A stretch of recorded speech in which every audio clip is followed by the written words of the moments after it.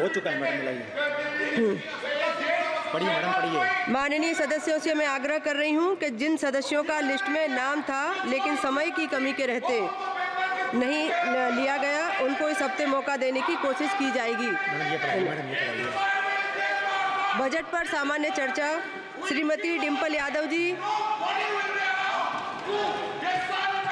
माननीय सदस्य श्रीमती डिम्पल यादव जी।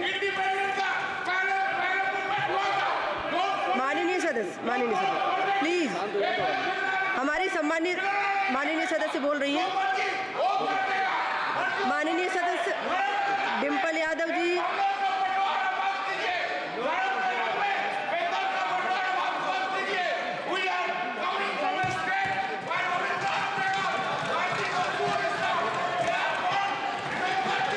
माननीय सदस्य श्रीमती डिम्पल यादव जी।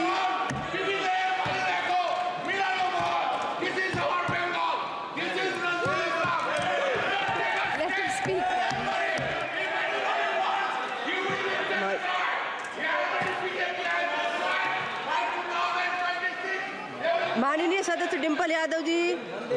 माननीय सदस्य एक मिनट माननीय सदस्य।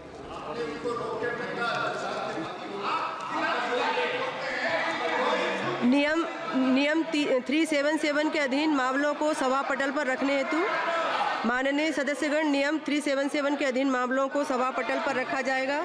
जिन सदस्यों को नियम 377 के अधीन मामलों को आज उठाने की अनुमति दी गई है और जो उन्हें सभा पटल पर रखने के इच्छुक हैं, वे 20 मिनट के भीतर मामले को व्यक्तिगत रूप से सभा पटल पर भेज दें। केवल उन्हीं मामलों को सभा पटल पर रखा माना जाएगा जिनके लिए मामले का पाठ निर्धारित समय के भीतर सभा पटल पर प्राप्त हो गया हो, शेष व्यक्तित्व माना जाएगा। माननीय डिम्पल यादव जी। सभापति महोदय, आपने मुझे बजट में बोलने का मौका दिया, मैं आपको धन्यवाद देना चाहती हूँ।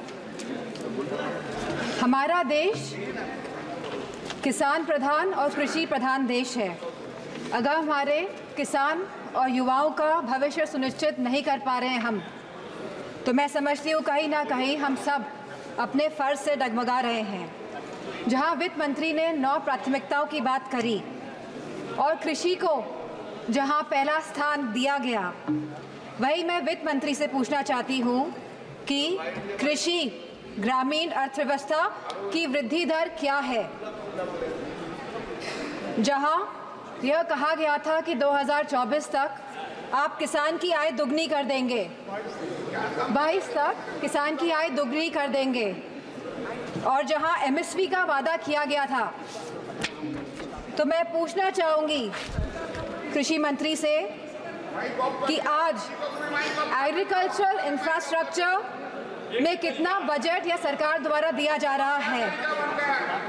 यूपी को इस बजट के तहत क्या मिला है। क्या एक भी मंडी पिछले 10 सालों में उत्तर प्रदेश में बनी है। और अगर किसान की ज़रूरतमंद जैसी चीज़ों पर क्या यह सरकार ने कोई भी जीएसटी माफ़ करी है या खाद में सब्सिडी देने में सरकार कायम रह पाई है।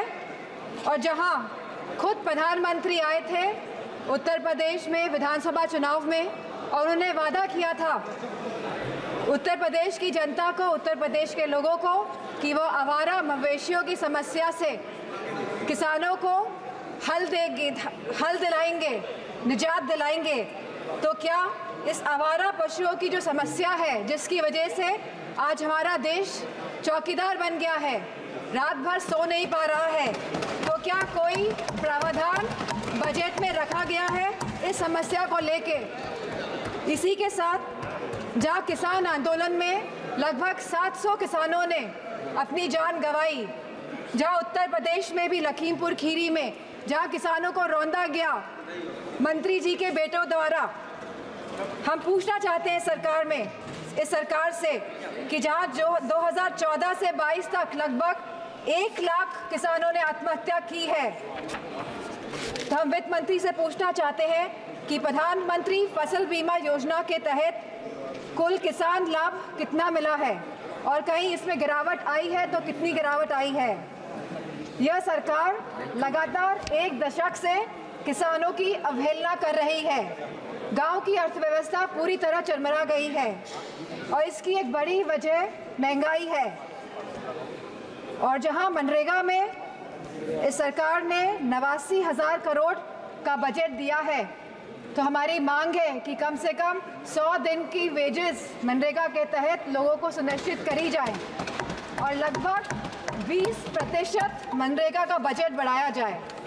इसी के साथ शिक्षा बजट में भी लगातार हमारा घट रहा है, जहां यह केवल आज 2.5% है of the total budget spending allocation, और जहां यूनेस्को ने ये बेंचमार्क दिया है कि लगभग यह 4 से 6% तक होना चाहिए, वही यूजीसी के फंड्स लगातार घटाए जा रहे हैं और इसको लगभग इस बार 7 से 61% घटा दिया गया है।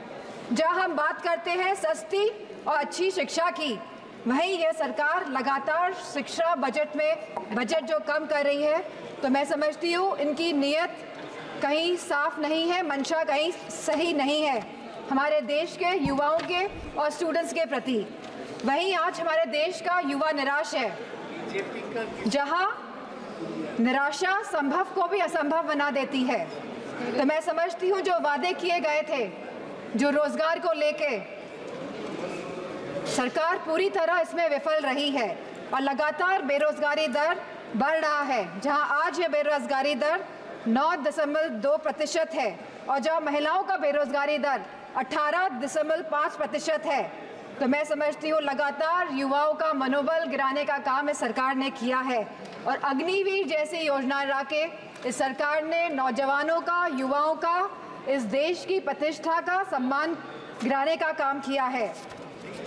जो सरकार सोशल जस्टिस की बात करती है, लेकिन आज भी यह सरकार जातिगत जनगणना से अपना मुंह मोड़ रही है, जहां अनुसूचित जाति जनजाति पर होने वाले अपराध लगातार बढ़ रहे हैं और उत्तर प्रदेश में यह अपराध नंबर 1 पे है।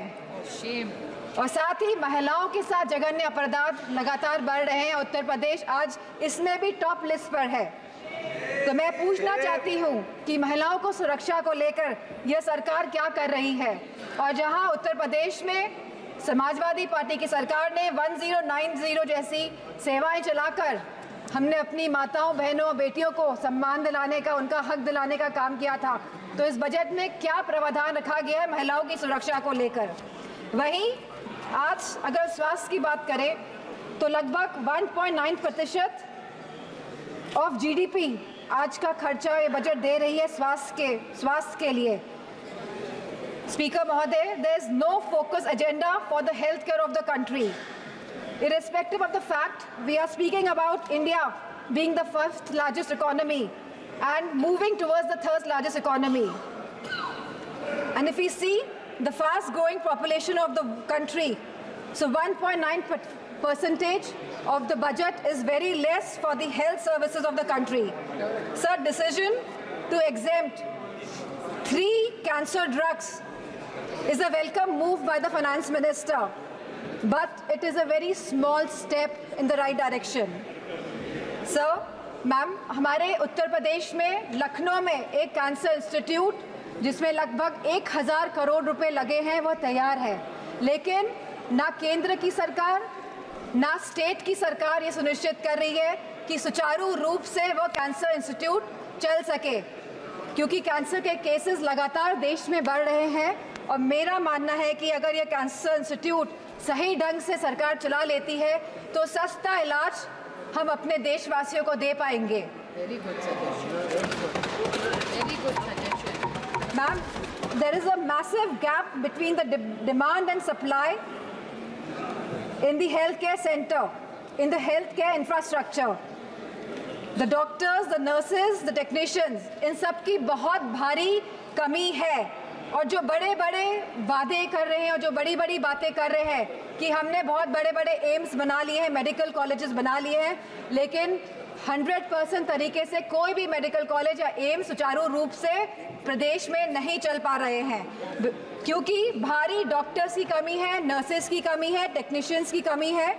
इसी के साथ जो टीचिंग फैकल्टी में भी भारी टीचर्स की कमी है। सर, जो सरकार कुपोषण के बारे में बात कर रही थी, जो भारत को अनीमिया मुक्त बनाने के बारे में बात कर रही थी, तो मैं उनसे कहना चाहूँगी कि आप सभी अपने वादों में विफल हुए हैं। आपने जो वादे करे थे लोगों को, आपने सारे वादे जनता के साथ वो वादों को तोड़ने का काम किया है। सर, जहां आप जीडीपी की बात करते हैं, जहां आप थर्ड इकोनॉमी की बात करते हैं कि हमारा देश तीसरी बड़ी इकोनॉमी बनने जा रहा है, लेकिन वही हमें बात करनी है पर कैपिटा इनकम की, स्टैंडर्ड ऑफ लिविंग की बात करनी है, हमको महंगाई बांधने की बात करनी है, हमको इलाज मुफ्त और सस्ता दिलाने की बात करनी है। और जो कैपिटल एक्सपेंडिचर की आप बात कर रहे हैं, तो मैं समझती हूँ उसमें भी समय सीमा तय होनी चाहिए कि इंफ्रास्ट्रक्चर के जो भी प्रोजेक्ट्स बन रहे हैं उनकी समय सीमा निर्धारित हो, क्योंकि यह टैक्स का मनी है, ये जनता का पैसा है। धन्यवाद माननीय सदस्य। Ma'am 2 minutes I will take ma'am. यह जनता का पैसा है और इसे सही ढंग से इस्तेमाल करने के लिए हम सब प्रतिबद्ध हैं। सर, इसी के साथ मैं कहना चाहूँगी कि